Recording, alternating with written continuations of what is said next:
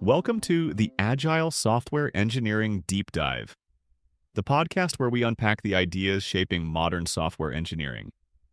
My name is Alessandro Guida, and I've spent most of my career building and leading software engineering teams across several industries. Today, we are going to talk about security, but perhaps not from the usual angle. This episode is not about why security matters. It does. It is not about why companies need VPNs, multi-factor authentication, device management, password policies, access controls, and compliance checks. They do. The question is different. What happens when we keep adding security layers without designing the complete workflow? What happens when every individual control makes sense in isolation, but the combined result becomes painful, slow, fragile, and sometimes almost impossible to use? There is an old, funny image that describes this perfectly. Someone paints a floor very carefully, one stroke at a time, and only at the end realizes that they are standing in the corner. Fresh paint everywhere. No way out. That is the metaphor for today's episode, painting yourself into a secure corner. We will look at the corporate version of that situation. Laptops and phones secured almost to the level of Fort Knox. Login flows that require multiple confirmations. Recovery systems that send the code to the phone you have just lost. Screen timeouts that interrupt meetings and policies that look excellent in an audit, but create daily friction for real people. And to be clear, this is not an argument against security. It is an argument for better security. Security is still engineering. It has users, it has workflows, it has failure modes, it has performance requirements, it has cost, it has side effects.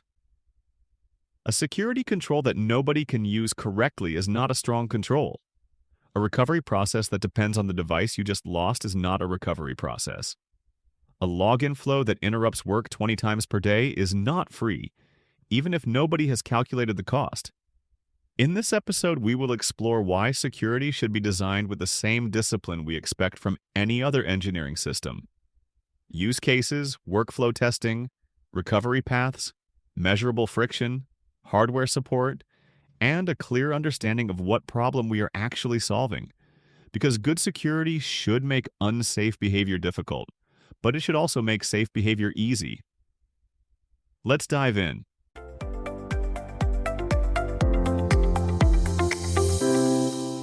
So there is this mental image, a very specific scenario that I've always found just strangely hilarious, even though it's, a total disaster for the actual person involved. Oh boy. Setting the stage right away. Yeah. Picture this. You are painting a floor, and you're being incredibly methodical about it. Every single square meter is covered perfectly. The paint is fresh, it's smooth, the color is totally even. Right, you're doing a phenomenal job on the micro level. Exactly. But then you look up and you realize the actual problem. You've painted yourself into a literal corner. Yep. Like there is wet paint everywhere between you and the only door out of the room. So the job is technically 100% complete, but operationally it's a catastrophe. Because you've created a completely broken system result. And honestly, this is the absolute perfect metaphor for what we're exploring today. We're getting into the hilarious, infuriating, and just massively costly world of corporate IT security. It really is a wild world, yeah. It is. We are doing a deep dive into issue number 40 of the Agile Software Engineering newsletter, and it's titled, The Art of Painting Yourself into a Secure Corner. A very fitting title. Right. And hey, before we get our booth stuck in the wet paint here, I really want to ask you, the listener, to go read and subscribe to the full article. The original issue has these incredible illustrations and way deeper technical context that we just can't convey through audio alone. Yeah, definitely go check that out. And also, just a quick reminder, while this deep dive is completely free, it is a massive help to us if you press like right now and subscribe to receive all future issues. It really helps us out. It absolutely keeps this whole thing going. So jumping in, the core tension we are analyzing today is really critical for any modern organization. I mean, we live in a world of ransomware, phishing, massive remote workforces. Right. Robust security is totally non-negotiable at this point. Exactly. But the failure point begins when security is treated purely as this accumulation of defensive layers, instead of being engineered as a cohesive, functioning system that human beings can actually navigate. Yeah, and the phrase that the article uses to capture this, which I love, is security by the kilo. Yes. Security by the kilo. Because we've all been handed that corporate survival kit on day one. Right. The laptop and the phone that are locked down, Yep. tighter than a submarine. Oh, absolutely. And it's never just one tool. You get a VPN, One. then a secure tunnel, then two-factor authentication. Mobile device management. Right. 60-character passwords, Yeah. authenticator apps, conditional access portals, device compliance checks. It just keeps piling on. Well, the reason it piles on like that comes down to how organizations actually purchase and deploy enterprise software. Like, security tools are typically bought in silos to address very specific, isolated threats. Right. So one vendor sells you endpoint protection, and another sells you identity management. Exactly. And another one handles the VPN. Each of those layers makes total sense in isolation. I mean, every single product is perfectly defensible if you are only analyzing the narrow vector it was designed to block. But the friction happens because no one is stepping back to look at the overlap. It's like it's the equivalent of putting 7 different deadbolts on your front door, but you have to unlock them with your hands tied behind your back while a timer counts down. That is a brutally accurate analogy. And at what point do we stop counting the locks and start counting the hours we spend trying to open the door? Because the invisible cost of that friction is just staggering. We're looking at an estimated 10 to 20% drop in daily productivity across an entire workforce. Yeah, and that drop isn't just about the physical seconds spent typing a PIN code. It is really about cognitive load and context switching. Oh, totally. Getting pulled out of what you're doing. Right. In software engineering, or honestly, any deep knowledge work, getting into a state of flow is critical. So when a developer is interrupted, say, by a forced session timeout or a random authentication prompt, it doesn't just cost them the 2 minutes to log back in. Right. It can take like 20 minutes to rebuild the mental model of the code they were working on. Exactly. It completely derails the train of thought. And when you multiply those lost 20 minutes by, say, 10,000 employees, I mean, you are essentially paying 1,500 people a full-time salary just to sit there waiting for loading screens, typing in authenticator codes, and trying to remember where they left off. It's a massive bleeding cost center. So why doesn't leadership see it? Why is this allowed to continue? Well, it's because of the metrics on the dashboard, right? Security departments are measured almost entirely on defense. They track audit findings, compliance gaps, zero-day vulnerabilities mitigated. Failed login attempts, stuff like that. Exactly. And the saying, what gets measured gets managed. They do not have a real-time dashboard displaying the thousands of micro-interruptions that are destroying their employees' flow state. Right, so the incentives are skewed to reward absolute lockdown, completely regardless of the usability cost. Precisely. Which brings us to some really painfully relatable real-world examples where these disconnected layers actually end up actively attacking the user. Oh man, yeah. Like the classic multi-factor authentication trap. Yes, the MFA trap. Because, look, MFA is essential. We all know it stops a stolen password from becoming a breached account. But the trap snaps shut when the recovery path isn't actually designed into the system. Right, the system breaks down. Like, imagine you lose your phone while traveling. You go buy a new one, boot it up, and enter your cloud credentials so you can, remotely wipe the old phone. The system accepts your password and then proudly informs you it has sent an SMS confirmation code. Directly to the stolen phone. Yes, directly to the stolen phone. It's maddening. And the technical mechanism failing there is a disconnect between identity management and device state. How so? Well, the cloud identity provider sees a valid login attempt from a new IP address, right? Which triggers the rule to challenge for a second factor. But it is completely disconnected from the mobile device management system. Which might already have a flag indicating the primary device is compromised or missing. Exactly. The identity system lacks context, so it just falls back on its hard-coded rule. Send the text. Unbelievable. So you think, okay, I need a backup. You dig an old iPad out of a drawer. It hasn't been turned on since like 2018. You power it up, but the session token expired years ago. Of course it did. So you try to log in, and the system again sends the code to the stolen phone. You're completely locked out of your own digital life. The hacker can't get in. but neither can the legitimate owner. The system has successfully protected your identity from you. It's so absurd. It really is. And we see this exact same lack of context in daily corporate life through what the article calls policy theater, especially with aggressive screen timeouts. Oh, policy theater. Tell me about it. Well, zero trust architecture mandates continuous verification. It basically assumes the network is always hostile, but zero trust often devolves into zero context. Right, like the system doesn't know you are sitting in a secure boardroom surrounded by your own team.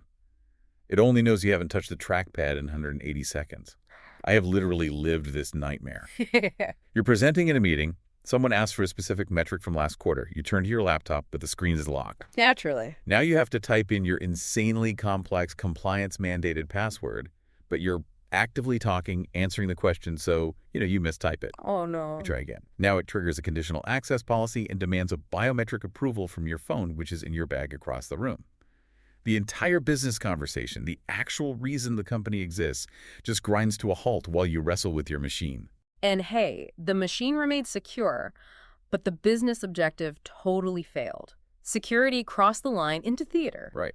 And, the behavioral consequence of these overly complex password rules requiring uppercase, lowercase, symbols, minimum lengths, and mandatory 30-day rotations is actually decreased security. Because humans are not random number generators. Exactly. We cope with complexity by creating predictable patterns. We capitalize the first letter, put an exclamation point at the end, and just change the number from 1 to 2 when the 30 days are up. Or, my personal favorite, we write it on a sticky note and put it right onto the monitor. Which completely defeats the purpose. It really does. But let me push back on this a little bit. Sure. If I am the Chief Information Security Officer, my job is literally on the line if there is a data breach. Mm-hmm. My job is not on the line if the marketing department is annoyed by screen timeouts. That's a fair point. Right. So given how I am punished, isn't locking down the system to the point of absolute absurdity the most rational thing I could do? Like, I actually kind of want the trap. Well, it is entirely rational for the CISO's narrow set of incentives, absolutely. But it is deeply irrational for the business as a whole. And the irony here is that extreme lockdown often creates more vulnerabilities through shadow IT. Oh, because people just find workarounds. Exactly. Yeah. If you make the secure file transfer protocol so incredibly convoluted that it takes 20 minutes just to send a PDF to a client, your employees won't stop working. They'll just use their personal, unmonitored Dropbox accounts to get the job done. Exactly. By making the safe path too difficult, you force users into unsafe, invisible workarounds that the security team can't even monitor anymore. Because IT is only looking at defense, they aren't looking at the cumulative user journey. And man, see how broken that cumulative experience is? We really just have to look at the daily remote work morning routine. Oh, the morning ritual, yes. Yeah. Let's frame this using an Agile user story because I think it perfectly highlights this lack of systemic thinking. The user story for a modern corporate morning essentially reads like this. As a user, I want to spend the first part of my morning proving repeatedly to several mutually suspicious systems that I am still myself so that I can finally open my calendar. That phrase, mutually suspicious systems, is really the absolute crux of the problem. Yeah. Just think about the architecture of that morning login. You wake the PC with a password, then you launch the VPN, which challenges you for a credential. The VPN sends a prompt to your phone. But your phone has been asleep, so you have to unlock the phone with Face ID or a PIN first. Right. Then you approve the push notification. Then you open the specific corporate application, which, surprise, has its own application-level PN because it doesn't trust the operating system. And finally, you go back to the PC, which might now challenge you again because the IP address changed when the VPN connected. It feels like being interrogated by 5 different detectives for the exact same crime, and none of them are allowed to share their case notes. Like, the first detective asks for my alibi. I give it. He leaves. The second detective walks in and asks the exact same question. It is pure paranoia dressed up as protocol. That's a great way to put it.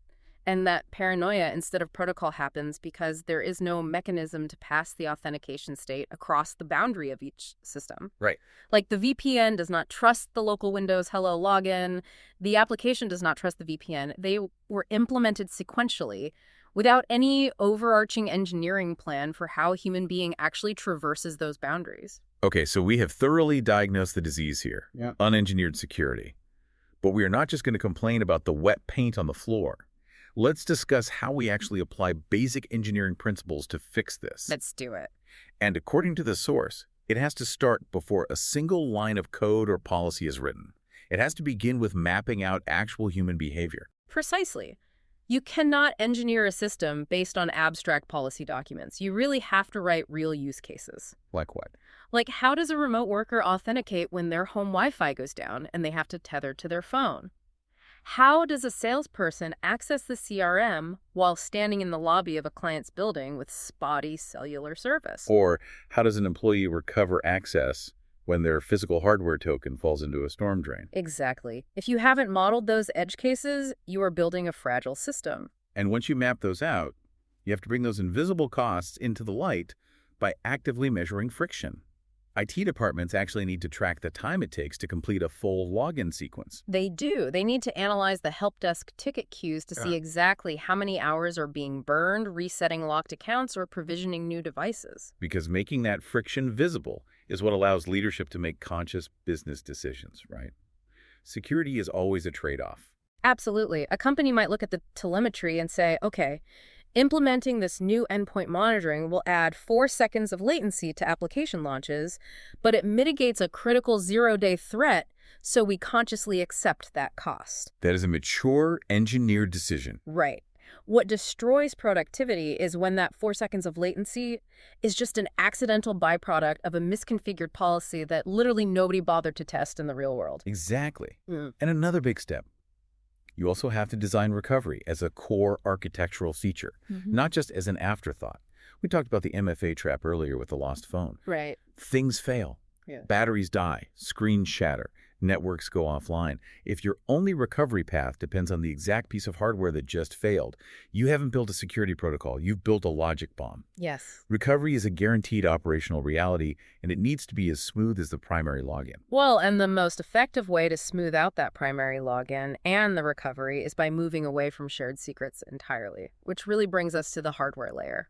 We are talking about biometric hardware keys, FIDO2 tokens, and passkeys. Okay, let's dig into the how of that for a second.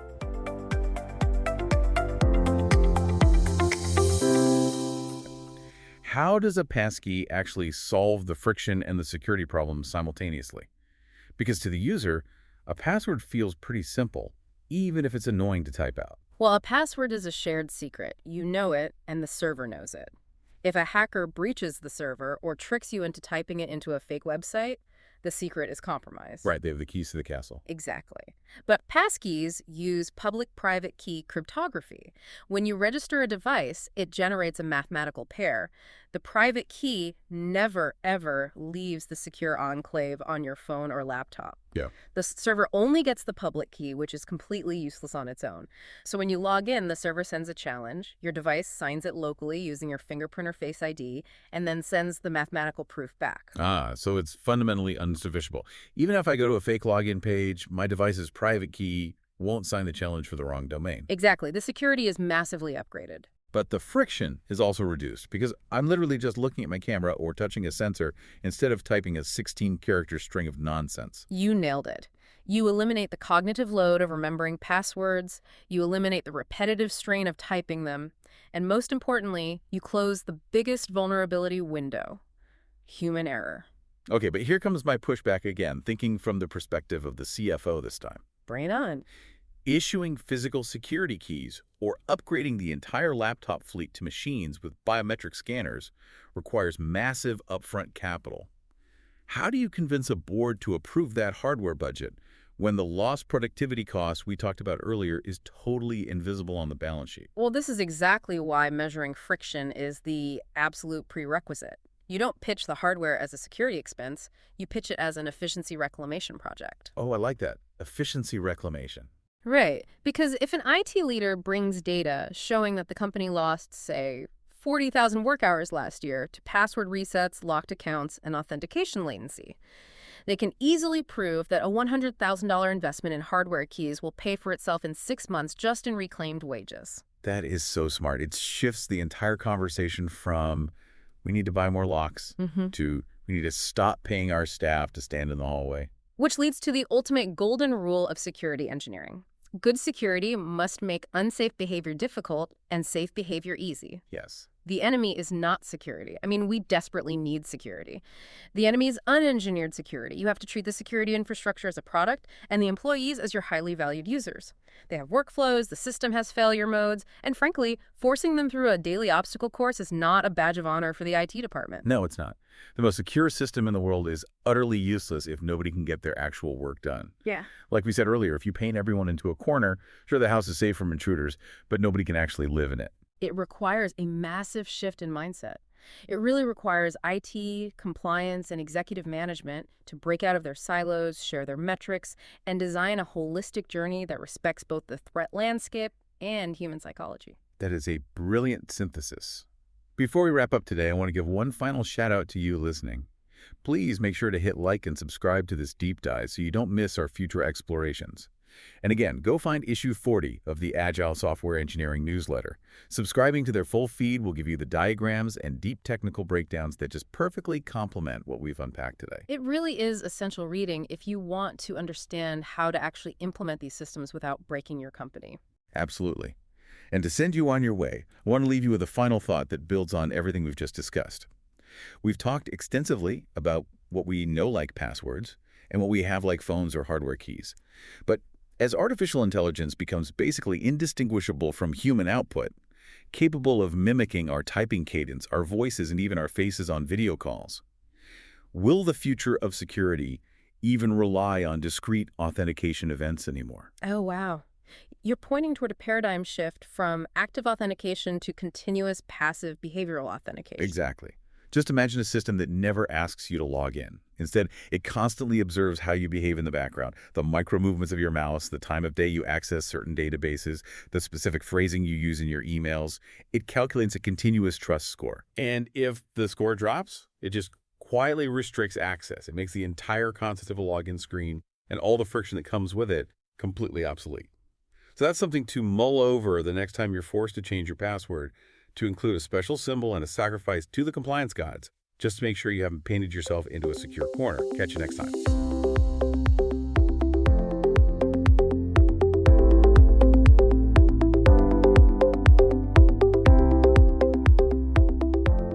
Thank you for listening to the Agile Engineering Deep Dive podcast. If you found this episode valuable, feel free to share it with someone who might benefit, a colleague, your team, or your network. You can access all episodes by subscribing to the podcast and find their written counterparts in the Agile Software Engineering newsletter on LinkedIn. And if you have thoughts, ideas, or stories from your own engineering journey, I'd love to hear from you. Your input helps shape what we explore next. Thanks again for tuning in, and see you in the next episode.